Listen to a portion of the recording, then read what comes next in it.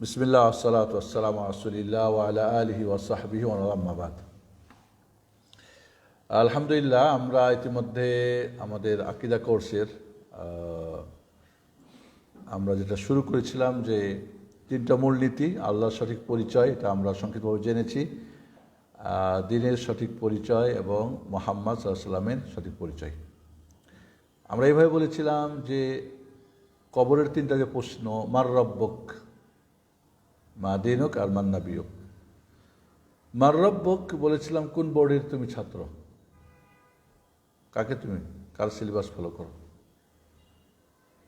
তোমার রব কে, আর তোমার সিলেবাস কি, দিন এবং তোমার টিচার কে। কারণ আল্লাহ রব্বুল আলামিনের যদি আমি বোর্ডের ছাত্র না হই, ওর সিলেবাস পড়ে লাভ নাই। সিলেবাস পড়লাম কিন্তু মুহাম্মদ সাল্লাল্লাহু আলাইহি ওয়াসাল্লামকে টিচার মানলাম না, ওই সিলেবাস বোঝানো আমার সম্ভব না।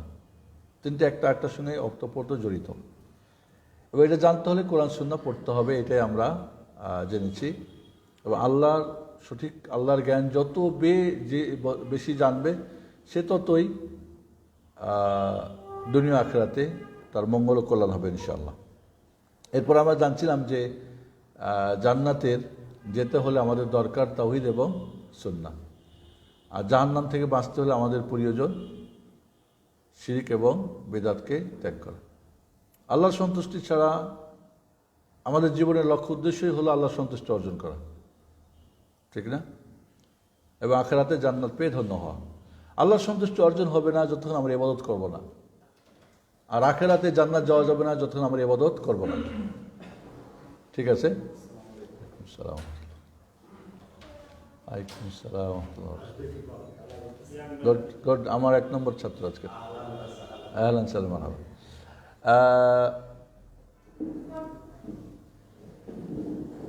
সাহাবা ইকরাম রাদিয়াল্লাহু আনহুম তাদের ছোট ছোট বাচ্চাদেরকে নিয়ে যেতেন রাসূলের দার্সে।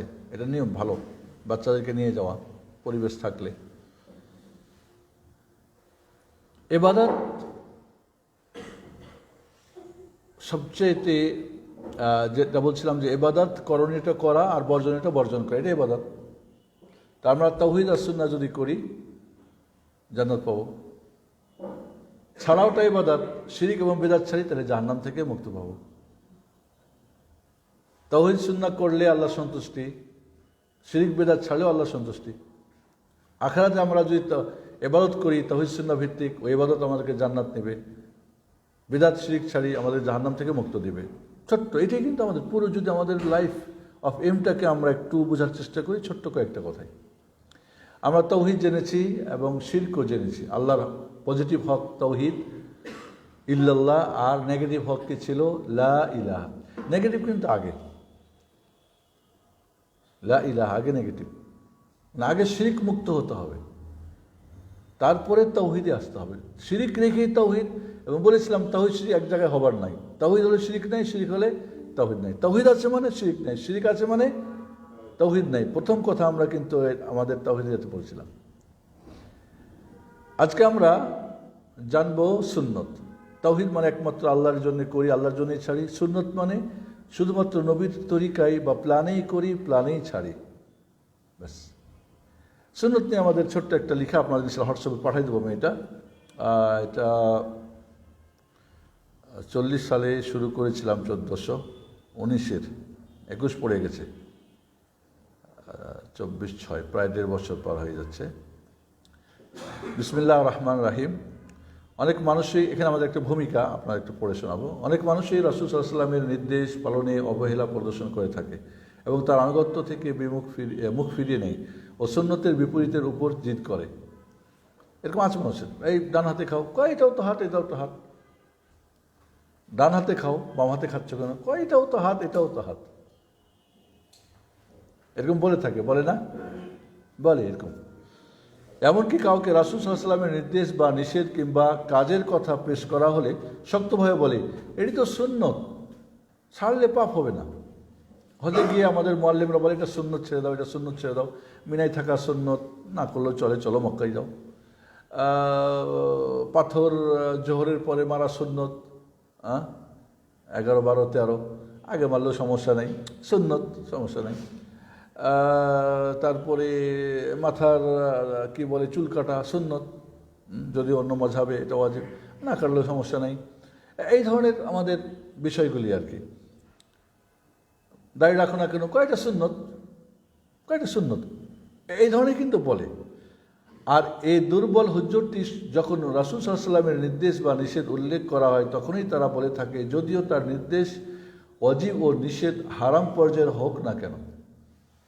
তাহলে আল্লাহ রাসূলের নির্দেশটা ওয়াজিব পর্যায়ে হতে পারে, যেটা অবশ্যই করণীয়, আবার নিষেধটা হারাম পর্যায়ে হতে পারে, অবশ্যই বর্জনীয়, কিন্তু বলে সুন্নত। এটা শোনা যায় আমাদের।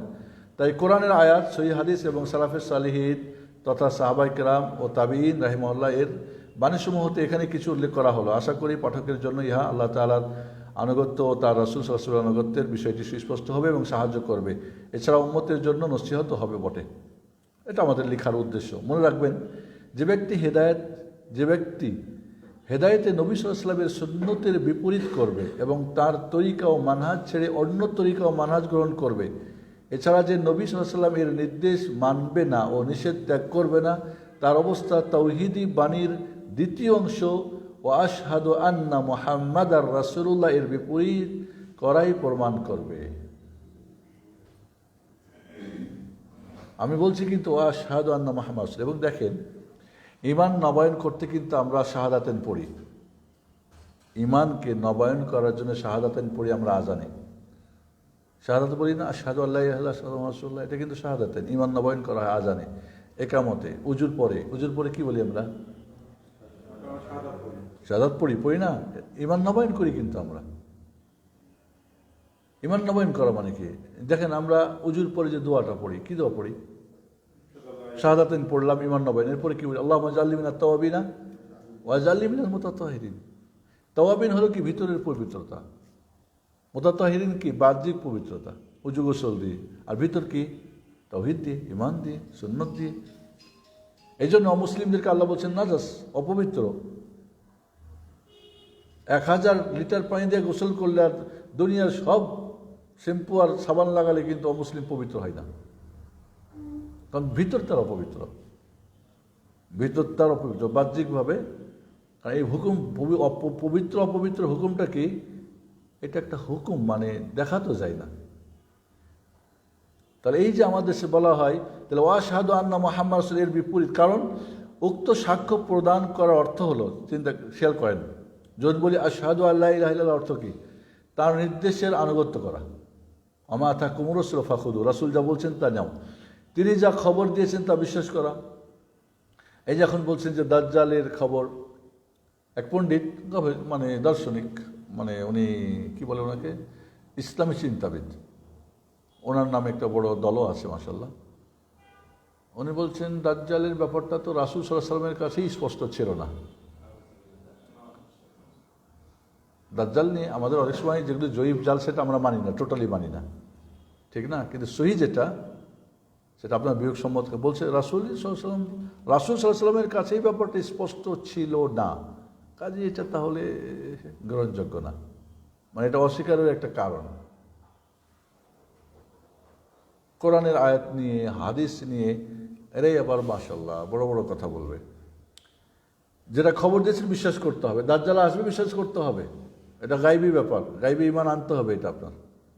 ওকে, যা হতে নিষেধ ও সাবধান করেছেন তা ত্যাগ করা এবং একমাত্র তারই পদ্ধতিতে আল্লাহর ইবাদত করা। তাহলে কয়টা হলো? যা আদেশ করেছেন পালন করা, নিষেধ করেছেন ত্যাগ করা, যা খবর দিয়েছেন বিশ্বাস করা, এবং যা কিছু ইবাদত করব তার প্ল্যানেই করা, অন্য প্ল্যান চলবে না। আমি এর আগেও বলেছি যে আল্লাহর কাজটা আল্লাহর ইঞ্জিনের প্ল্যানে হতে হবে। আমার ঘরটা যদি আমার প্ল্যানে হয়, আপনার বাড়িটা আপনার ইঞ্জিনের প্ল্যানে হয়, আপনার ফ্যাক্টরিটা আপনার ইঞ্জিনের প্ল্যানে তারই হয়, তো আল্লাহরটা কার হবে? আল্লাহর প্ল্যান। তো আল্লাহর প্ল্যান কাকে দিয়ে তিনি করিয়ে নিয়েছেন? নবী রাসূল দিয়ে। এবং সর্বশেষ প্ল্যান যেটা পরিপূর্ণ প্ল্যান কাকে দিয়ে করেছেন? প্ল্যানটা কার? মুহাম্মদ সাল্লাল্লাহু আলাইহি ওয়াসাল্লামের। আমা আতাকুম রাসূল ফাখুযু, রাসূল যা দেন তা গ্রহণ করো, আমা নাহাকুম আনহু ফান্তাহু, যা নিষেধ করে ছেড়ে দাও।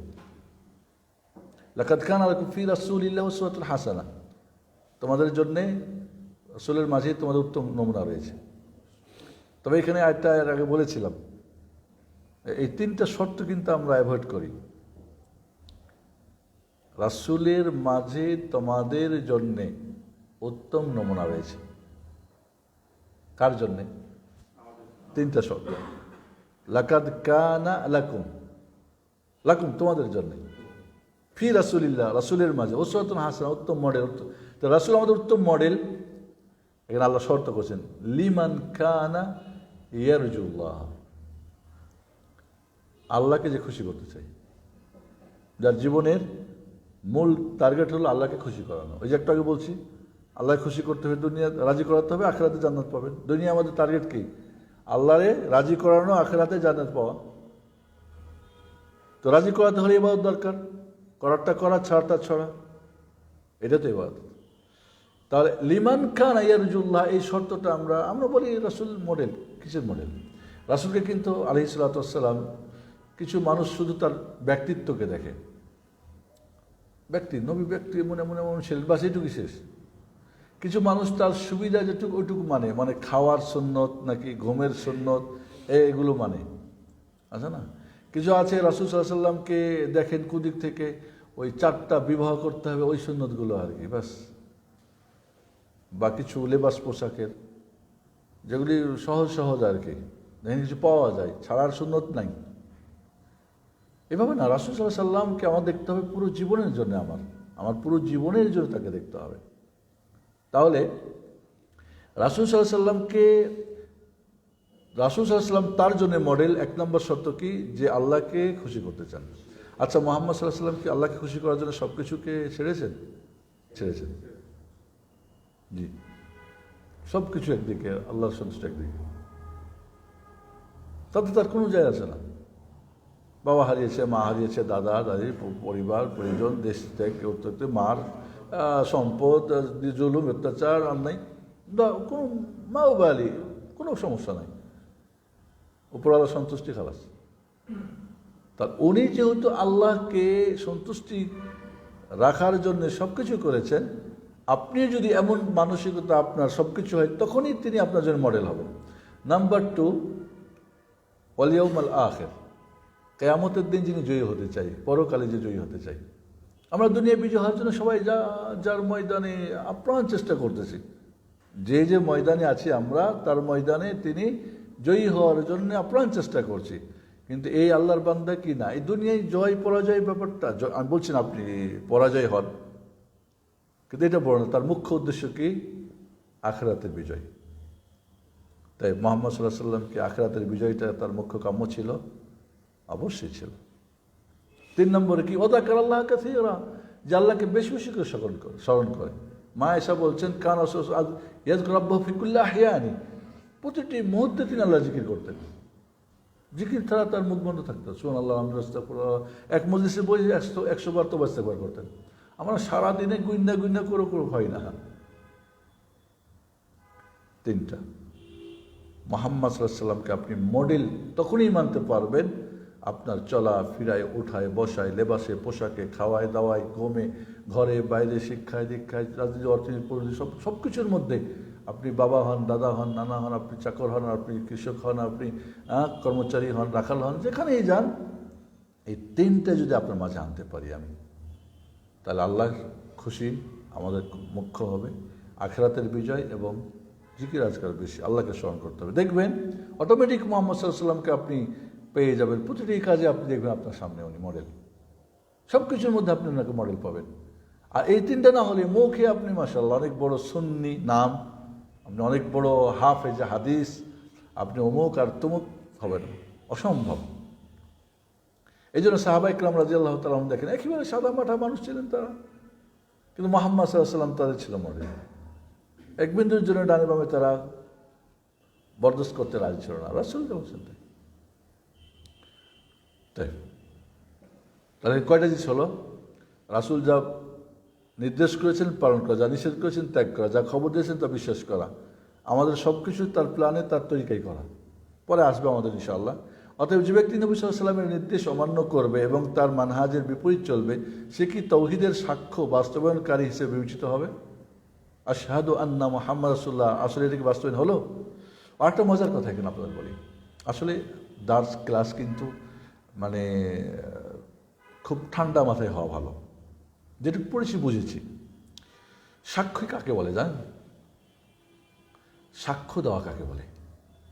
সাক্ষ্য দেওয়ার জন্য শর্ত হচ্ছে স্বয়ং চোখে দেখা, এবং সাক্ষ্য দেওয়ার আরেকটা শর্ত হচ্ছে যেটা আপনি দেখেছেন বলা, জায়গাতে গিয়ে বলা, নাও যদি বলতে পারেন কাগজে লিখে লিখে রাখা যে আমি এটা দেখিয়ে আছি। এই জন্য দেখবেন সাক্ষ্যর ক্ষেত্রে একবচন ব্যবহার হয়েছে সব জায়গায়। আমাদের দেশে কিছু দেখি আলেমরা ওই খুতবাতে বলে ওয়ানা শাহাদু আন্না, না আনা শাহাদু কোথায় নেই। ইন্নাল হামদুলিল্লাহি নাহমাদুহু ওয়া নাস্তাঈনুহু ওয়া নাস্তাগফিরুহু, দেখেন নাহমাদুহু ওয়া নাস্তাগফিরুহু ওয়া নাস্তাঈনুহু সবগুলা জমা মানে বহু বচনের শিখা, কিন্তু যখন শাহাদাত ও আশহাদু আন্না ও আশহাদু আল্লা ইলাহা ইল্লাল্লাহ ওয়া আশহাদু মুহাম্মাদুর রাসূলুল্লাহ, ওখানে বহু বচন বলা যাবে না, কারণ আপনি আপনার পক্ষ বলেন, সবার পক্ষ থেকে আমার সাক্ষ্য দেওয়ার অধিকার নেই। সাক্ষ্য দেওয়ার ব্যাপারটা যেটা আপনি সচক্ষে দেখেছেন, দেখেছেন নাকি মুহাম্মদ সাল্লাল্লাহু আলাইহি ওয়াসাল্লামকে আপনারা দেখছেন, ওনার আদেশ চোখে দেখছেন? সাক্ষ্য দেওয়ার অর্থ কি? যে এমন দৃঢ়ভাবে যেন আমি দেখেছি, যেন দেখা জিনিস, এবং আমার ভিতরে এটা যা দেখেছি আমার ভিতরে বসেছে, এবং আমি এটা যে কোনো জায়গাতে এটা বলতে আমি নির্দ্বিধায় বলবো। এই জন্য যে কথাটা বললাম যে সাক্ষ্য দেওয়ার ক্ষেত্রে কেউ যদি দেখে থাকে নাও বলতে পারে, লিখে দিবে, লিখে রাখবে যে আমি এটা কেউ, হয়তো সে কোনো এক সময় এটা কেউ দেখবে যে না ও দেখেছিল এটা। যাই হোক, তাহলে সাক্ষ্য দেওয়ার ব্যাপারটা কিন্তু খালি মুখ দিয়ে বলা না, চোখ দিয়ে দেখা, অন্তরে এটাকে বোঝা এবং মুখ দিয়ে বলা, তিনটার সমন্বয়ে সাক্ষ্য হয়, তাছাড়া সাক্ষ্য হয় না। আমাদের কোর্ট কাছারিতে সাক্ষী পাওয়া যায় নাকি ভাড়াটিয়া সাক্ষী, এরপরে উকিল শিখাই দেয় কীভাবে করবে। আল্লাহ সুবহানাহু ওয়া তাআলার কিতাব আল কোরআন যে সমস্ত আয়াত নবী সাল্লাল্লাহু আলাইহি ওয়াসাল্লামের আনুগত্য করতে নির্দেশ ও তার বিপরীত করতে হারাম তা দ্বারা ভরপুর। এছাড়া তার আনুগত্যকে আল্লাহ আনুগত্যের সাথে মিলিয়ে দিয়েছেন, যা প্রমাণ করে যে যে ব্যক্তি রাসূল সাল্লাল্লাহু আলাইহি ওয়াসাল্লামের আনুগত্য করে না সে আল্লাহরও আনুগত্য করে না। ইমাম আহমদুল হাম্বল রাহিমাহুল্লাহ বলেন, আমি কোরআন কারিমে দৃষ্টিপাত করে পেয়েছি যে তাতে রাসূল সাল্লাল্লাহু আলাইহি ওয়াসাল্লামের আনুগত্যের ব্যাপারটি প্রায় 33 স্থানে উল্লেখ হয়েছে। কয়টা? 33। ইমাম আজুরি রাহিমাহুল্লাহ বলেন, আল্লাহ তাআলা তার কিতাবে সৃষ্টির উপর নবী সাল্লাল্লাহু আলাইহি ওয়াসাল্লামের আনুগত্যকে 30 বারের অধিক স্থানে ফরজ করে দিয়েছেন। শেখুল ইসলাম ইবনে তাইমিয়া রাহিমাহুল্লাহ বলেন, আল্লাহ তাআলা কোরআনে প্রায় 40 স্থানে রাসূল সাল্লাল্লাহু আলাইহি ওয়াসাল্লামের আনুগত্যকে সমস্ত মানুষের প্রতি ওয়াজিব করে দিয়েছেন, আর নবী সাল্লাল্লাহু আলাইহি ওয়াসাল্লাম এর আনুগত্যকে আল্লাহর আনুগত্য বলে স্বীকৃতি দান করেছেন। আমাদের প্রতি আল্লাহ তাআলার বিশেষ অনুগ্রহ যে তিনি সর্বশ্রেষ্ঠ শেষ রাসূলকে প্রেরণ করেছেন, যাতে করে তিনি আমাদেরকে অন্ধকার থেকে আলোর পথে বের করতে পারেন। আল্লাহ এখানে তার এই অনুগ্রহের কথা বলছেন, লাকাদ মান্নাল্লাহু আলাল মুমিনিনা ইয বাআসা ফীহিম রাসূলাম মিন আনফুসিহিম ইয়াতলু আলাইহিম আয়াতিহি ওয়া ইউযাক্কিহিম ওয়া ইউআল্লিমুহুল কিতাবা ওয়াল হিকমা ওয়া ইন কানু মিন ক্বাবলু লাফী দালালিম মুবিন। সূরা আল ইমরান। আল্লাহ অবশ্যই বিশ্বাসীদের প্রতি তাদের নিজেদের মধ্য হতে রাসূল প্রেরণ করে অনুগ্রহ করেছেন। তথা নবী তার আয়াতগুলি তাদের নিকট আবৃত্তি করে, তাদেরকে পরিশুদ্ধ করে এবং তাদেরকে গ্রন্থ প্রজ্ঞা শিক্ষা দেয়, আর অবশ্যই তারা পূর্বে স্পষ্ট বিভ্রান্তিতে ছিল। আমরা এখানে যে সমস্ত আয়াত রাসূল সাল্লাল্লাহু আলাইহি ওয়াসাল্লামের আনুগত্যকে ওয়াজিব করে তার মধ্যে হতে কিছু উল্লেখ করব। নবী সাল্লাল্লাহু আলাইহি ওয়াসাল্লাম হলেন কল্যাণের শিক্ষক। খেয়াল করেন, নবী সাল্লাল্লাহু আলাইহি ওয়াসাল্লাম কি? কল্যাণের শিক্ষক, অকল্যাণের সকল পথ হতে ভয় প্রদর্শক। তার দুইটা গুণবাচক নাম আছে, বাশির এবং নাদির। তো সব কল্যাণের তিনি কি? সুসংবাদদাতা, এবং সমস্ত অকল্যাণ থেকে তিনি নাদির, ভয় প্রদর্শক। তারই অনুসরণে রয়েছে সুখ ও হেদায়েত, এবং তার বিপরীত করাতে রয়েছে ভ্রষ্টতা ও অশান্তি। এ বিষয়ে আয়াতগুলি 3 প্রকার। এখানে আমরা একটু চিন্তা করি, কোরআনের যে আয়াতগুলি এসেছে রাসূলের সুন্নতে আনুগত্যের 3 প্রকার।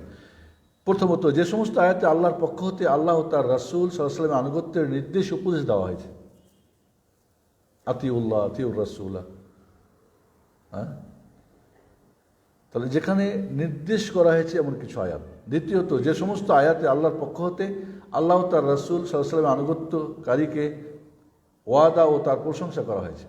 যারা আনুগত্য করে তাদের কিছু ওয়াদা আছে, এই পাবে এই পাবে এই পাবে, এবং তাদের প্রশংসা, এরা ভালো এই জিনিসগুলিকে প্রশংসা করা হয়েছে। এছাড়া এর পরিণতি উত্তম তার বর্ণনা এবং ইহা আল্লাহর সন্তুষ্টি অর্জন ও জান্নাত লাভের উপায় বলা হয়েছে। এগুলির মাধ্যমে তার শেষটা ভালো হবে, আল্লাহর সন্তুষ্টি অর্জন করবে, জান্নাত লাভ করবে। তৃতীয় প্রকার আয়াত, যে সমস্ত আয়াতে আল্লাহর পক্ষ হতে আল্লাহ ও তার রাসূল সাল্লাল্লাহু আলাইহি ওয়াসাল্লামের অবাধ্যকারীর প্রতি নিন্দা ও হুঁশিয়ারি দিয়েছেন আর তার পরিণতি জঘন্য, সে বর্ণনা এবং ইহা আল্লাহর অসন্তুষ্টি ও জাহান্নাম অর্জনের কারণ বলা হয়েছে। তাহলে কি বুঝলেন? আয়াতগুলি কয় প্রকার হলো? কিছু আছে ওয়াদা, কি পাবে তার প্রশংসা করা হয়েছে, কিছু আছে নির্দেশ করা হয়েছে, আর কিছু হয়েছে কি পাবে, সে ভালো পাবে কি, আর কিছু আছে না মানলে তার ক্ষতি কি, কি পাবে না। এই তিন প্রকার। সুন্নত শব্দের আবিধানিক ও পারিভাষিক অর্থ এবং সুন্নত হাদিসের মধ্যে পার্থক্য। আমাদের এখানে আজকাল দেখা যায় সুন্নত আর হাদিসের পার্থক্য নিয়ে বেশ একটা বড় ঝামেলা করে মানুষ, বা এক গ্রুপ এটা নিয়ে খুব হইচই করে। তাহলে আমরা সুন্নতের শাব্দিক এবং আবিধানিক ও পারিভাষিক অর্থ জানবো এবং দুইটার মধ্যে পার্থক্য কি সুন্নত এবং হাদিসের মধ্যে। আবিধানিক অর্থ, সুন্নত শব্দের আবিধানিক অর্থ হলো অনুসরণীয় পথ, চাই তা ভালো হোক বা মন্দ হোক, যে পথটা মানুষ অনুসরণ করে সেটা সুন্নাহ। সান্নাহ সুন্নাহ, সুন্নাহ সুন্নাহ মানে কি কোনো পথ, অনুসরণীয় পথ, আর সেটা ভালো হতে পারে মন্দ হতে পারে। পারিভাষিক অর্থ, শরীয়তের পরিভাষায় সুন্নত হলো নবী সাল্লাল্লাহু আলাইহি ওয়াসাল্লামের কথা, কাজ ও সমর্থন। সাধারণত আরবি ভাষাবিদ ও মুহাদ্দিসগণের নিকট সুন্নত বলতে ওয়াজিব যা আবশ্যকীয় ও সুন্নত যা করলে নেকি আছে ও ছাড়লে পাপ নেই উভয়টিকে বোঝায়। সুন্নত আমরা সুন্নত মানে তাহলে রাসূলের অনুসরণ করা, অনুসরণীয় পথ যেটা, এটা ওয়াজিব হতে পারে, এটা ফরজ হতে পারে, এটা সুন্নত হতে পারে, এটা করার হতে পারে, এটা ছাড়ার হতে পারে, সবই সুন্নত। তো রাসূলের যে আদর্শ সেটাই হচ্ছে সুন্নত। এই এক সুন্নতের অর্থ, এটা হলো আম অর্থ। আরেকটা অর্থ কি, যেটা ওয়াজিবের মোকাবেলায়, ওয়াজিব না করলে পাপ আছে, পানিশমেন্ট আছে, সুন্নত করলে নেকি আছে কিন্তু ছাড়লে পাপ নেই, ওটা কিন্তু ওয়াজিবের মোকাবেলায়। তাই যখন আমরা আমভাবে সুন্নত বলবো, রাসূলের সুন্নত মানে রাসূলের আদর্শ, করার আদর্শ হতে পারে, ছাড়ার হতে পারে, অবশ্যকীয় হতে পারে, এটা হয়তো সওয়াবের হতে পারে। তাই সুন্নত বলেই আমরা অবহেলা করব যে করা মানে এটা না করলে কোনো সমস্যা নেই, এমনটা যেন আমরা না ভাবি। আরবি ভাষাবিদ ও মুহাদ্দিসগণের নিকট সুন্নত বলতে ওয়াজিব যা আবশ্যকীয় ও সুন্নত যা করলে নেকি আছে ও ছাড়লে পাপ নেই উভয়টি বোঝাই, তাহলে দুটোই বোঝাই। আর ফিকাহবিদদের নিকট সুন্নত বলতে ওয়াজিবের মোকাবেলায় সুন্নত বোঝানো হয়, অর্থাৎ করলে নেকি আছে ছাড়লে পাপ নাই। এছাড়া বেদাতের মোকাবেলায়ও সুন্নতের ব্যবহার হয়, যেমন বলা হয় অমুক ব্যক্তি সুন্নতের অনুসারী, তাহলে অমুক ব্যক্তি বেদাতের অনুসারী। বেদাতের মোকাবেলাও কি সুন্নত বলা হয়, অর্থাৎ রাসূলের আদর্শ অনুসরণকারী ও রাসূলের আদর্শ ছাড়া অন্য কোনো আদর্শ অনুসরণকারী। তাহলে সুন্নত শব্দটা কিন্তু ব্যাপক, এখানে আমরা বুঝতে পারলাম। সুন্নত হাদিসের মধ্যে পার্থক্য, এটা একটু ভালো করে শুনুন আপনারা। সুন্নত হাদিস শব্দদ্বয় ইসলামী পরিভাষায় কখনো একই অর্থ আবার কখনো বিপরীত অর্থে ব্যবহৃত হয়। তাহলে হাদিস আর সুন্নাহ একই অর্থ হতে পারে, আবার ভিন্ন অর্থ হতে পারে। প্রথমত একই অর্থে দেখেন কোন কোন জায়গায় একই অর্থ আসবে সুন্নতের অর্থ। নবী সাল্লাল্লাহু আলাইহি ওয়াসাল্লামের কথা, কাজ ও সমর্থন যা তার থেকে বর্ণিত একে হাদিস বলা হয়, অনুরূপভাবে সুন্নত বলা হয়।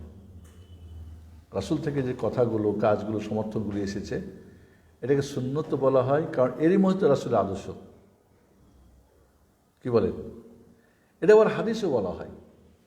হাদিস মানে যে তার কাছ থেকে বর্ণিত হয়েছে, কথা হোক আর কাজ হোক আর সমর্থন হোক, তার কাছ থেকে যেটা আসছে।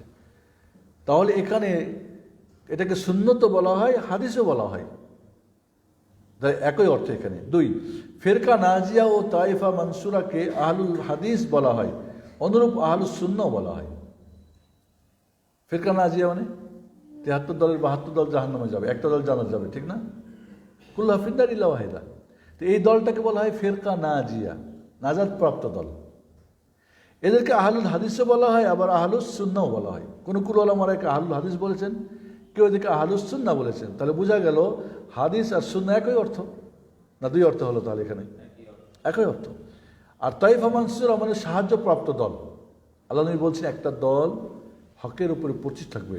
লা তাজালু তাইফাতুন মিন উম্মতি যাহিরাল হক, আমার উম্মতের উপর একটা ছোট দল সত্যের উপরে প্রতিষ্ঠিত থাকবে কিয়ামত পর্যন্ত। এদের অনেক বিপরীত করবে, এদেরকে অপদস্থ করতে হবে, কিন্তু কেউ করতে পারবে না। ওরা হকের উপরে কিয়ামত পর্যন্ত প্রতিষ্ঠিত থাকবে। এটাকে বলা হয় তাইফা মানসুরা, সাহায্যপ্রাপ্ত দল। ওকে, এদেরকেও বলা হয়েছে আহলুল হাদিস বা আহলুস সুন্নাহ। যে সমস্ত কিতাবে নবী সাল্লাল্লাহু আলাইহি ওয়াসাল্লামের মারফু হাদিস, সাহাবা ইকরাম রাদিয়াল্লাহু তাআলা এর মাওকুফ হাদিস ও সালাফে সালিহিনের বাণীসমূহ বর্ণনা করা হয়, সে সকল কিতাবকে কুতুবুল হাদিস ও কুতুবুস সুন্নাহ বলা হয়। যে সমস্ত কিতাবে হাদিস আছে, রাসূলের মারফু মানে রাসূলের থেকে যে হাদিসগুলো, মাওকুফ যেটা সাহাবাদের থেকে হাদিস, সাহাবী পর্যন্ত, এবং সালাফে সালিহিনদের যে কথাগুলো কোরআন সুন্নাহর আলোকে এসেছে, এই কিতাবগুলিকে দুইভাবে বলা হয়, কুতুবুল হাদিসও বলা হয়, কুতুবুস সুন্নাহও বলা হয়। তাহলে কি হাদিস আর সুন্নাহ একই অর্থ হলো না? কি বলেন আপনারা? তাহলে বুঝবেন যে যারা কি বলে আহলুস সুন্নাহর জামাতের যারা ওলামাই কেরাম, মুহাদ্দিস নিজাম, এরা বুঝে নেয় হাদিস আর সুন্নাহ ভিন্ন না একই। কি বলেন আপনারা? তাহলে এই জায়গাগুলিতে হাদিস আর সুন্নাহ অর্থ একই, দ্বিতীয় ভিন্ন অর্থে।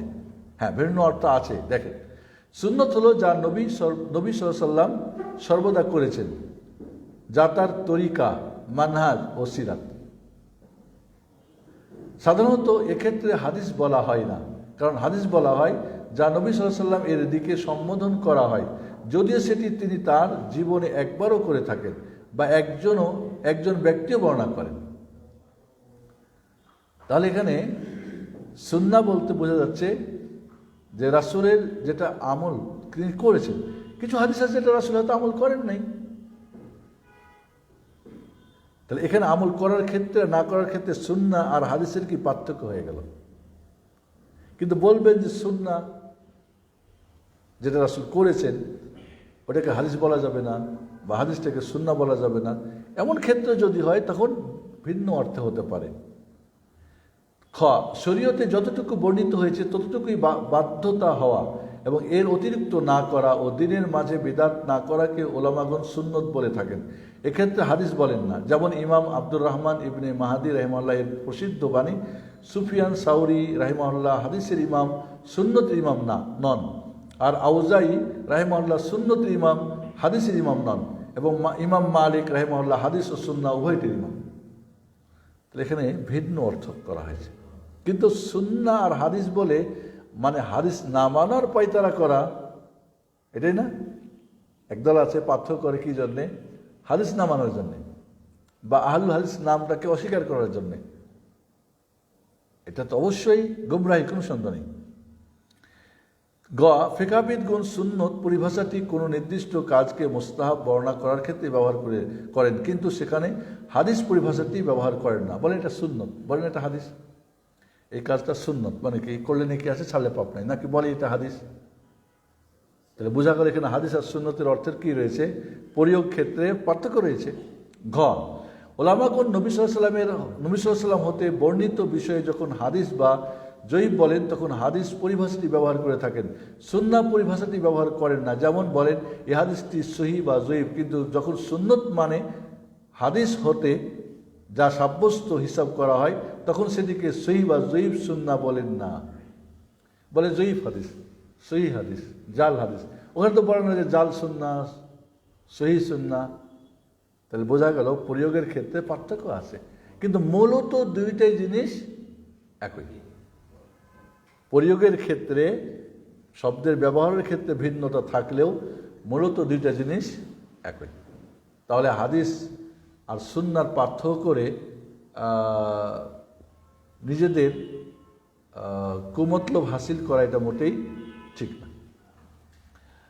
কি আপনাদের ঘুম ধরতেছে? সবাই একটু দাঁড়ান, সবাই একটু দাঁড়ান, সবাই একটু ব্যায়াম করেন। এইদিকে একজন আরেকজন ঘাড়ে, এইদিকে করেন সবাই, একজন আরেকজনের ঘাড় করে দিতে হবে। এদিকে ঘোরো তুমি, হ্যাঁ দাও, মেসেজ করে দাও, হ্যাঁ মেসেজ করেন, ঘোরেন আবার, এদিকে আবার ঘোরেন। আপনি একাই নেবেন তাতে হবে না, হ্যাঁ দেন আবার, হ্যাঁ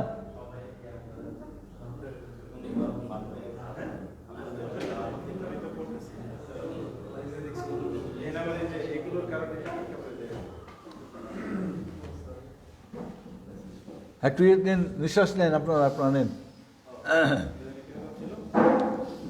হ্যাঁ, ওইটা ছিল মুখ দিয়ে দিতে হবে আর নাক দিয়ে ছাড়তে হবে।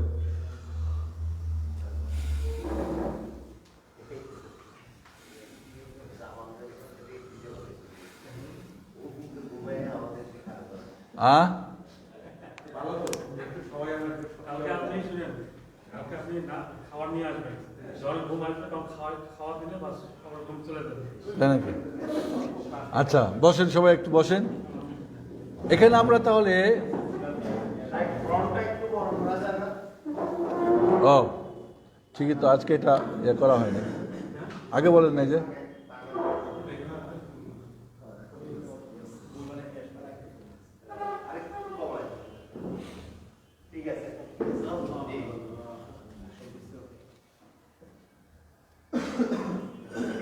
দেখা যায়।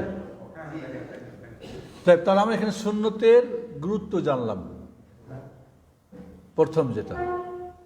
দ্বিতীয় জানলাম কি সুন্নত এবং হাদিসের মধ্যে পার্থক্য, ব্যবহারে থাকলেও দুইটা জিনিস আসলে মূলত একই। ঠিক আছে, কিছু কিছু ক্ষেত্রে হাদিস বলা হয়, কিছু জায়গায় সুন্নত বলা হয়, কিন্তু রাসূল সাল্লাল্লাহু আলাইহি সাল্লাম যা এবং সুন্নতের দুইটা অর্থ। একটা হলো যে রাসূলের আদর্শ, করণীয় বর্জনীয়, সেটা ওয়াজিব হোক, ফরজ হোক, সুন্নত হোক, নফল হোক, যেটাই হোক সুন্নত। আর একটা হলো সুন্নত মানে ওয়াজিবের মোকাবেলায় করলে নেকি আছে, ছাড়লে পাপ নাই, কিন্তু ওয়াজিব করলে নেকি আছে, ছাড়লে পাপ আছে।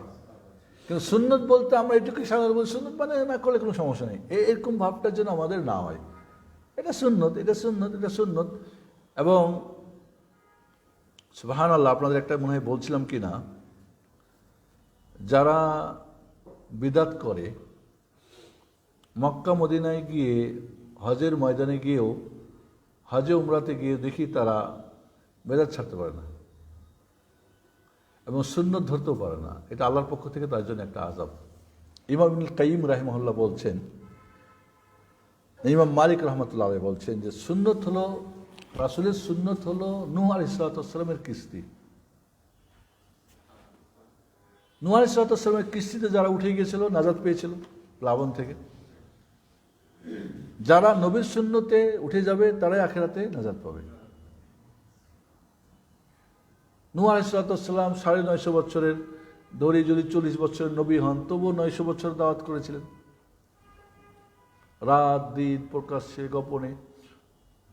মাত্র 83 জন ইসলাম গ্রহণ করেছিল, 83 জন। ব্যাস, ওখানে তার ছেলেও নাই, তার ওয়াইফও নাই, সব হালাক, সব ধ্বংস। কারণ তারা ওখানে উঠে নাই। ওখানে নাজাত পেয়েছিল কুকুর, শুকুর, বিড়াল, হিংস্র পশুগুলোও নাজাত পেয়েছিল। কারণ আল্লাহ তাকে বাঁচিয়েছিলেন কেন? কারণ এরা তাওহীদের উপর আছে, এরা শিরিক করে না। আর যা করুক, মানুষ কামড় দেয় কিন্তু শিরিক করে না।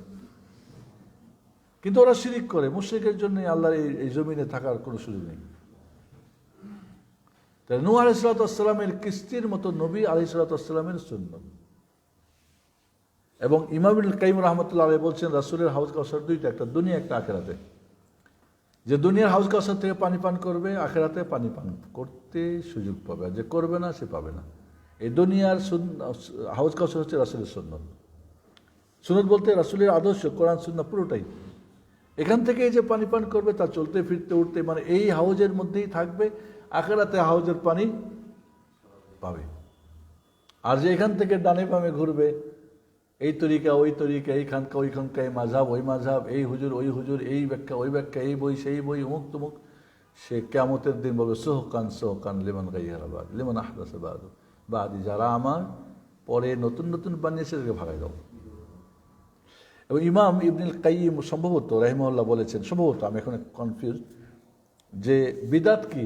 বিদাত হচ্ছে কি, একজন লোক বিদাতির একটা উনি উদাহরণ দিয়েছেন। একটা বিদাতি কেমন, কয়েকটা লোক সফরে যাবেন, তো আপনারা এই দেখেন না কাঁধে করে যে কি নাই ভার নেওয়া বলে, কি বলে ওটা, একটা বাঁশের বাঙ্কি, বাউকা বা বাঙ্কা কি বলে। তো একজন সফরে যাবে, 2 বস্তা বালি ভর্তি করে ঘাড়ে করে নিয়ে চলতে শুরু করলো।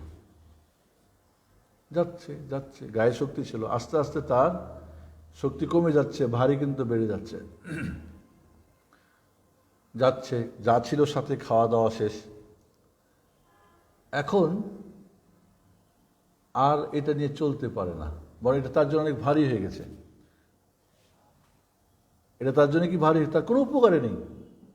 তো ঠিক এমনই আহাম্মক যারা বেদাত দিয়ে অনেক কিছু মনে করছে আমি নিয়ে যাচ্ছি আমার সফরে, আখেরাতের সফরে, যেটা ওখানে কাজে লাগবে, কিন্তু যতই আগাবে ততই তার জন্য এটা ঘাড় ভারী হবে, এবং এক পর্যায়ে এই বালি তার জন্য বিপদ থেকে আনবে, ওকে জাহান্নামে যেতে হবে।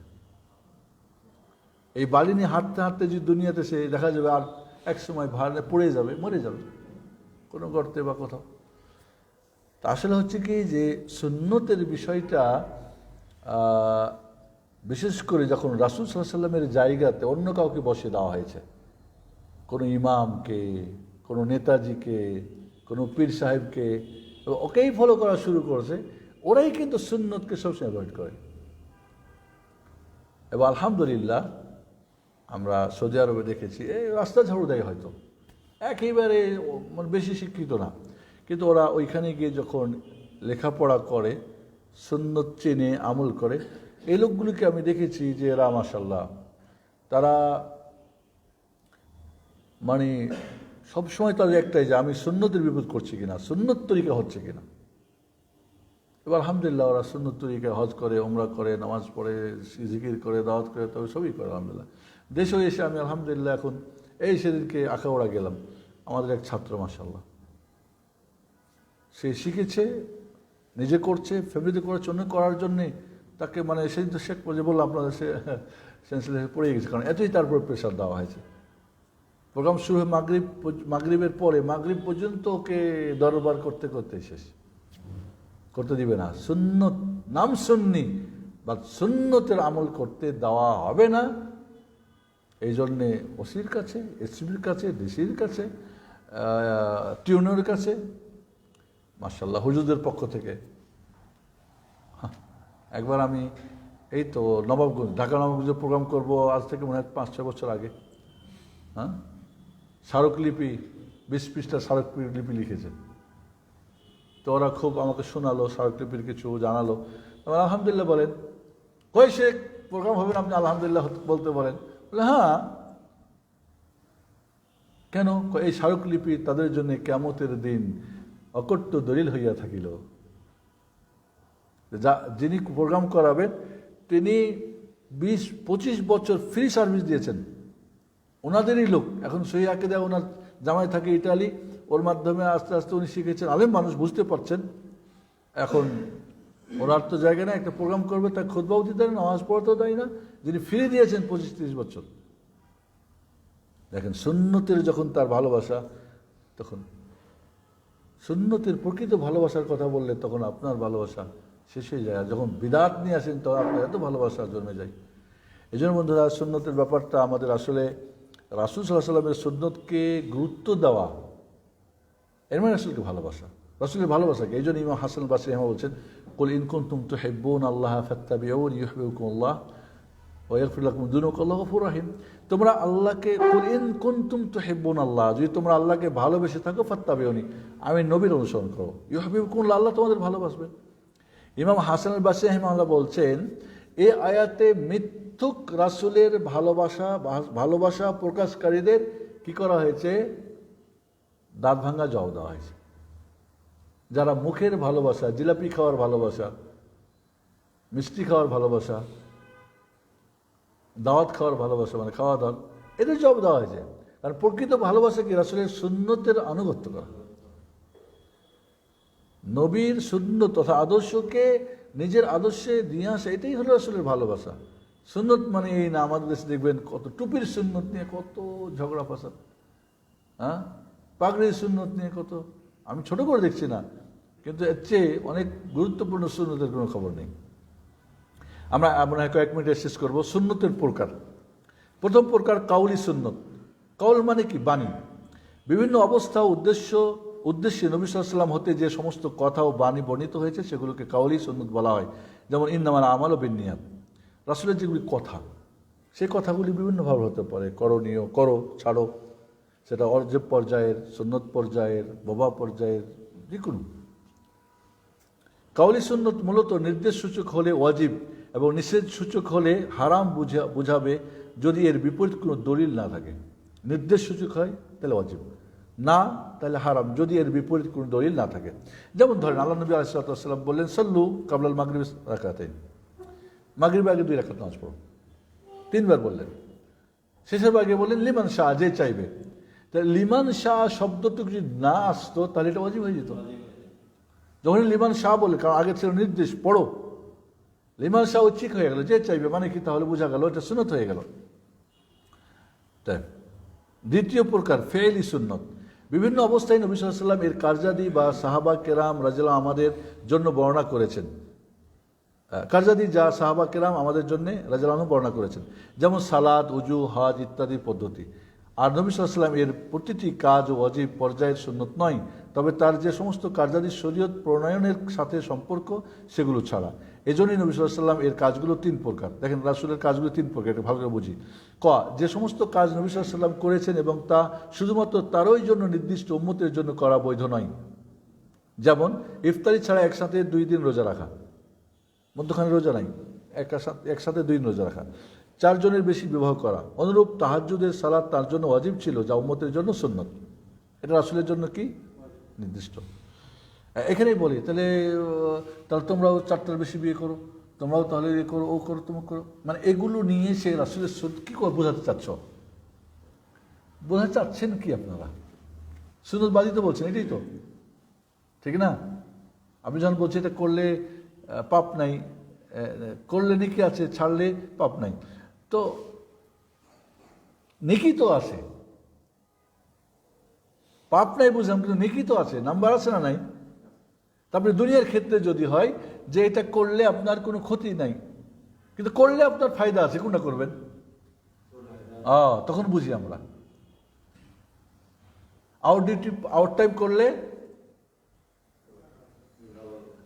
আউট টাইম না করলে চাকরি যাবে না, কিন্তু করলে ডবল পাবে, তখন কি ওইখানে আরো ডবল আছে কিনা স্যার, স্যার আমার লিস্ট আমাকে একটু এতে লিস্টে আমার নামটা রাখি, আমাকে একটু বেশি দিন, আমার ছেলে মেয়ে অসুস্থ, মতো বাচ্চা কাচ্চা বড় হয়েছে, অনেক খরচ, কত কিছু একটা পাওয়ার জন্যে, আর এইখানে ছাড়ার জন্য কত কিছু। চিন্তা করে দেখেন মানে এদের। এবার আরেকটা জিনিস আপনাদের বলি, খুব জঘন্য তরবিয়ত, যখন বলে এটা সাফি, এটা হাম্বলি, এটা মালিকি বা হানাফি। সাফিরা বলে এটা হানাফি, হানাফিরা বলে এটা সাফি। কোনো যদি হাদিস বলা যায় এটা সাফি মাযহাবের, এটা ওরা বলে এটা হানাফি মাযহাবের। তো আপনি সাফি বলে কাকে বাদ দিলেন? ওরা মনে করে ইমাম সাফি, এমনকি অন্য ইমামের নাম বলে রাহিমাহুল্লাহ বলে না, রাহিমাহুল্লাহ জামিয়ান বলে সাফি, কিন্তু ইমামে আযম আবু হানিফা রাহিমাহুল্লাহ আরো কত কিছু, ওরাও তখন ইমাম সাফি রাহিমাহুল্লাহ, আবু হানিফা বললে রাহিমাহুল্লাহ বলে না। এ কোন শিক্ষা? মানে সুন্নতকে বাদ দেওয়ার জন্য এই কথাগুলো জঘন্য, এবং তরবিয়তের প্রচণ্ড অভাব, এবং নবীর ভালোবাসা না বরং মিথ্যা দাবিদারের প্রমাণ। যে সমস্ত কার্যাদি তিনি শরীয়ত প্রণয়ন ও ইত্তেবার জন্য করেছেন, এগুলো আবার 2 প্রকার। ইত্তেবার জন্য, অনুসরণ করার জন্য, এবং শরীয়ত প্রণয়নের জন্য 2 প্রকার। 1, যে সকল কাজ কোরআনের মুজমাল তথা সংক্ষিপ্ত বর্ণিত বিষয়ের বর্ণনাকারী, যেমন সালাত বিষয়ে যে সকল কাজ তার থেকে বর্ণিত হয়েছে। তিনি সাল্লাল্লাহু আলাইহি ওয়াসাল্লাম বলেছেন, তোমরা যেভাবে আমাকে সালাত আদায় করতে দেখো হুবহু সেভাবে সালাত আদায় করো। তো সেই সালাতের কি বর্ণনা কোরআনে আছে? আকিমুস সালাহ, তাই কয় রাকাত সালাত, কোনটা কত রাকাত, পদ্ধতি কি, সব কিছুই রাসূল দ্বারা এটা তিনি সাব্যস্ত করেছেন। তিনি বলেছেন, তোমরা আমার কাছ থেকে হজের বিধিবিধান গ্রহণ করো, তাহলে এটা শরীয়ত প্রণয়নের জন্য, পদ্ধতি বর্ণনার জন্য। 2, যে সমস্ত কাজ তিনি সাল্লাল্লাহু আলাইহি ওয়াসাল্লাম নিজে থেকে করেছেন সেগুলো উম্মতের জন্য ইত্তেবা ও অনুসরণ করা প্রয়োজন। আর ইহা নবী সাল্লাল্লাহু আলাইহি ওয়াসাল্লামের শরীয়ত প্রণয়ন এমন গুণ বোঝা যাবে তখন প্রযোজ্য বিবেচিত হবে। যেমন ওমর রাদিয়াল্লাহু তাওয়াফের সময় হাজরে আসওয়াদকে চুমু দেওয়ার সময় বলেন, আমি জানি তুমি একটি পাথর মাত্র, ভালো মন্দ কিছুই করতে পারো না। আমি যদি রাসূল সাল্লাল্লাহু আলাইহি ওয়াসাল্লামকে তোমাকে চুমা দিতে না দেখতাম তাহলে আমি চুমা দিতাম না। রাসূল করেছেন, ঠিক আছে, সাহাবীও করছেন, কারণ কি এটাকে মনে করছেন রাসূল করেছে আমার জন্য সুন্নাত, নাহলে আমি করতাম না। তাহলে একটা হলো কি রাসূল করতে বলেছেন, আর একটা তিনি করেছেন। তাহলে আমাকে বুঝতে হবে কোনটা কোন পর্যায়ের এবং সেভাবে আমাকে আমল করতে হবে। তৃতীয় প্রকার তাকরিরিয়া, কিছু সাহাবী থেকে এমন কোনো কথা বা কাজ সংঘটিত হওয়ার পর নবী সাল্লাল্লাহু আলাইহি ওয়াসাল্লাম এর পক্ষ থেকে চুপ থাকা বা অস্বীকার না করা কিংবা ঐক্যমত পোষণ করা বা উত্তম মনে করা ও সমর্থন করাকে সুন্নাত তাকরিরিয়া বলে। যেমন দুইজন মানুষ সফরে পানি না পেয়ে তায়াম্মুম করে সালাত আদায় করে, অতঃপর সময়ের মধ্যে পানি পেলে একজন উজু করে আবারও সালাত আদায় করে, আর দ্বিতীয়জন পুনরাবৃত্তি করা থেকে বিরত থাকে। নবী সাল্লাল্লাহু আলাইহি ওয়াসাল্লাম বিষয়টি জানার পর যে পুনরাবৃত্তি করে নাই তাকে বলেন সুন্নত মোতাবেক কাজ করেছ, আর দ্বিতীয় জনকে বলেন তোমার দ্বিগুণ সওয়াব। মানে সমর্থন করলেন। একজন সাহাবী ফজরের নামাজের পরে সুন্নত পড়লেন, কিসের আমি সুন্নত পড়ি নাই, তো চুপ থাকলেন। এখন কোনো সুন্নত বলে পড়া যাবে না, ফরজ নামাজ হয়ে গেছে আর পড়া যাবে না। রাসূলের সামনে পড়লেন, আপনি রাসূলের চাইতে বড় মুফতি, খুতবা শুরু হলে নামাজ পড়া যাবে না, লাল বাতি জ্বালিয়ে দিলেন। তবে রাসূল সাল্লাল্লাহু আলাইহি ওয়াসাল্লাম নামাজ পড়তে বললেন, ওঠো নামাজ পড়ো। এবং বললেন ইযা দাখালা আহাদুকুল মাসজিদ ওয়াল ইমামু ইয়াখতুব ফালিয়ারকা রাকাতাইন ওয়ালিয়াতাজাওয়াজ ফীহিমা, মুসলিম শরীফ হাদিস। ইমাম খুতবারত অবস্থায় কেউ প্রবেশ করলে কি করবে? 2 রাকাত হালকা করে নামাজ পড়বে। কয় না, করা যাবে না। কেন? যুক্তি কি যুক্তি? কয় খুতবা শোনা ওয়াজিব আর নামাজ পড়া সুন্নত, ওয়াজিব বাদ দিয়ে সুন্নত করা যাবে না। তো রাসূল সাল্লাল্লাহু আলাইহি ওয়াসাল্লামকে ওয়াজিব আর সুন্নত বোঝাও আগে। এতই ওয়াজিব সুন্নত, এত ফাকিহ হয়ে গেছো, আগে রাসূলকে বুঝান। রাসূলকে ওয়াজিব সুন্নত বুঝতেন? আবার বলে কি এই লোকটা ছিল ফকির মিসকিন অভাবী, ওকে দাঁড় করাই দিয়ে সবাইকে কিছু দান দক্ষিণা করার জন্য শহীদ করেছেন। তবে রাসূল যে ঘোষণা করলেন এর পরের অংশটুকু কই? রফুল ইদাইনের হাদিস, এক হাদিসে আছে তোমরা গরুর যেরকম লেজ ঝাড়ে ওভাবে লেজ ঝাড়ো কেন? আচ্ছা না, কই তো রহিত হয়ে গেছে, রফুল ইদাইন হাত উত্তোলন রহিত হয়ে গেছে, কারণ রাসূল সাল্লাল্লাহু আলাইহি ওয়াসাল্লাম নিষেধ করছেন। তবে ওটা কোথায় ছিল? ওরা কি উঠা বসার সময় না সালাম ফেরানোর সময়? সাহাবায়ে কেরাম বলে ওখানে হাদিসের পরের অংশ আছে সালামু আলাইকুম ওয়া রাহমাতুল্লাহ, সালামু আলাইকুম ওয়া রাহমাতুল্লাহ, বলে এটা করো না তোমরা। আর কোনটা কোন জায়গায় লাগালো চিন্তা করেন। দেখেন, মানে মানুষ সুন্নতকে অবহেলা করার জন্যে, মাযহাবকে টিকে রাখার জন্যে, নিজের মতকে টিকে রাখার জন্যে কোথায় গিয়ে পৌঁছে? ওয়াসফিয়া বর্ণামূলক সুন্নত, ইহা 2 প্রকার। নবী সাল্লাল্লাহু আলাইহি ওয়াসাল্লামের চারিত্রিক বর্ণাসমূহ, যেমন আনাস রাদিয়াল্লাহু আনহু বলেন নবী সাল্লাল্লাহু আলাইহি ওয়াসাল্লাম গালিগালাজকারী ছিলেন না, অশ্লীল কথা বলতেন না এবং অভিশাপকারীও ছিলেন না। এটা রাসূলের চরিত্র বর্ণনা করেছে। নবী সাল্লাল্লাহু আলাইহি ওয়াসাল্লামের শারীরিক আকৃতি ও গঠনগত বর্ণাসমূহ, যেমনটি উম্মে মা'বাদের হাদিসে নবী সাল্লাল্লাহু আলাইহি ওয়াসাল্লামের শারীরিক আকৃতি ও গঠন বিষয়গুলি বর্ণিত হয়েছে। এ পর্যন্ত থাকা আজকে। আসলে রাসূলের ভালোবাসা, আসলে সুন্নতকে জানা, নিজে মানা, অন্যকে জানানো মানানো, এটাই বাস। এখানে আমরা অনেক সময় সুন্নতকে অবহেলা করি, অনেক সময় বিভিন্ন অজুহাত দিয়ে সুন্নতকে আমরা ত্যাগ করি। আসলে রাসূল সাল্লাল্লাহু আলাইহি ওয়াসাল্লামের ভালোবাসা মাধ্যমে আল্লাহর ভালোবাসা পাওয়া যাবে। আর রাসূলের ভালোবাসা কি? সুন্নতের মাধ্যমে। এখন তো রাসূল, আপনি পীর সাহেবকে পা ধুয়ে দিলেন, ওরে গিফট দিলেন, খাওয়ালেন, এ করলেন, ও করলেন, গাড়ি দিলেন। একজন পীর সাহেবরে 1.5 কোটি টাকার ল্যান্ড ক্রুজার গাড়ি দিয়ে দিয়েছে, খালাস, ওর ব্যবসা এখন লাভ হতে থাকবে। আপনি রাসূলকে কী দিবেন এখন? রাসূল সাল্লাল্লাহু আলাইহি ওয়াসাল্লামকে কী দিবেন এখন? আপনি বলেন, টাকা দেবেন? রাসূলের নাম ভাঙিয়ে আপনি আসলে আপনার পেট ভরাবেন? রাসূলের নাম দিয়ে আপনি আপনার পকেট ভরাবেন? এই কি ভালোবাসা?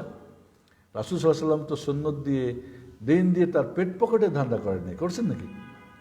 তাহলে আপনি করতেছেন, ভালোবাসাটা কিসের আসলে? আসলে আপনার নাম দিলে, আমি বলি যে মেড ইন জিঞ্জিরা লিখে তো কেউ নিবে না, কাজে মেড ইন জাপানের লেবেলটা লাগাই দাও। রাসূল সাল্লাল্লাহু আলাইহি ওয়াসাল্লাম বা আইমাই কেরাম, তারা তো একটা লেবেল, একটা তো তাদের লেবেলটা দিয়ে আপনার জিঞ্জিরা চালাই দিতে চাচ্ছেন। যদি এটা মার্কেটে, যদি মার্কেটিংয়ে এটা যদি অন্যায় হয়, তো ধর্মীয় ময়দানে এটা কি খুব মানে ফুলের মালার? কখনই না। এবং দেখেন, আমি এর আগে একটা উদাহরণ আপনাকে দিয়েছিলাম যে আপনার কোম্পানির, আমাদের জওয়ান ভাই, কি নাম? জওয়ান ভাইয়ের আমরা ডিস্ট্রিবিউটার, ওনার কোম্পানির মাল গোডাউনে রাখা, দুবাইয়ের মাল মানে কোম্পানির সাথে কন্ট্যাক্ট করে ওই লেবেল, ওনার লেবেল তো আমরাই তো দিই, ঠিক না? লেবেল লাগাই দিয়ে ছেড়ে দিলাম মার্কেটে। মাসের শেষে ব্যাংকের টাকা নাই, কি ব্যাপার, সব গুদামজাত, কি হয়েছে? মার্কেটে দেখা যায় সব চলতেছে, ব্যাপারটা কি?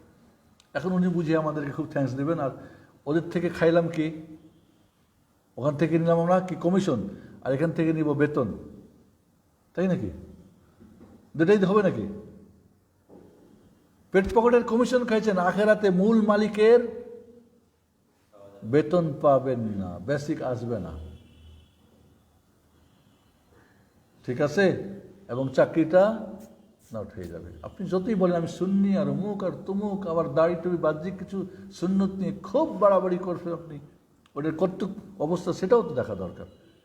কাজী আসলে রাসূল সাল্লাল্লাহু আলাইহি ওয়াসাল্লামের ভালোবাসার ব্যাপারটা আমাদের সমাজে কিন্তু একেবারে মানে আলেম সমাজের পক্ষ থেকে এই ব্যাপারটাকে খুব ছোট্ট করে এবং খুব বাহ্যিক কিছু জিনিসের মধ্যে রেখে দেওয়া হয়েছে। এটা যে ব্যাপক আমার জীবনের সব কিছুর মধ্যেই যে রাসূলের সুন্নতের একটা প্রয়োজন রয়েছে, এই জিনিসটা আমরা বোঝানোর চেষ্টা করছি। আল্লাহ রাব্বুল আলামিন যেন তৌফিক দান করেন। 6টি বিষয় ইত্তেবা জরুরি, হলেই সুন্নত হবে, না হলে হবে না। ইনশাআল্লাহ আগামীকালকে আমরা দেখব রবিবার ইনশাআল্লাহ। রবিবার ইনশাআল্লাহ আপনাদেরকে একটা চেষ্টা করব, একটা আমরা পরীক্ষার নমুনাপত্র দেওয়ার জন্য। আপনারা একটু প্রস্তুতি নেবেন, এরপর পরীক্ষা হবে ইনশাআল্লাহ। কারো কোনো প্রশ্ন আছে? সংক্ষিপ্ত হবে। এটা খুব একটা বড় না মনে হয়।